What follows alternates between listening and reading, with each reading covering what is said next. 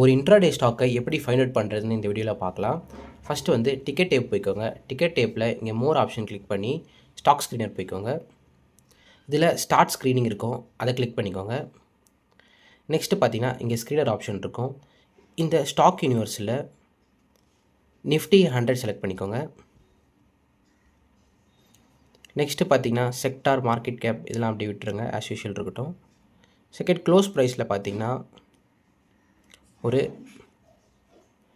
100 to 1000 வச்சுக்கலாம். Because 100 கீழே இருக்க ஸ்டாக்ஸ் எனக்கு வேணாம், அதே மாதிரி 1000 மேலே இருக்க ஸ்டாக்ஸும் எனக்கு வேணாம். இப்போது ஆட் ஃபில்டர் கொடுத்துட்டு இதில் பீட்டாவை டைப் பண்ணி பாருங்கள். பீட்டாவையும் நம்ம ஃபில்டரில் சேர்த்துப்போம். இப்போது இதை டன் கொடுத்துட்டு பீட்டா வந்து ஹையில் இருக்கிறத வச்சுப்போம். ஏன் ஹையில் இருக்குன்னா பீட்டான்றது என்ன குறிக்குன்னா வாலட்டிலிட்டி தான் குறிக்குது. இப்போது ஹை இருந்துச்சுன்னா நம்மளுக்கு ட்ரேட் பண்ணுறதுக்கு ரொம்ப ஈஸியாக இருக்கும். நம்ம ஃபில்டர் போட்ட எல்லா ஸ்டாக்ஸும் இங்கே வந்துருச்சு.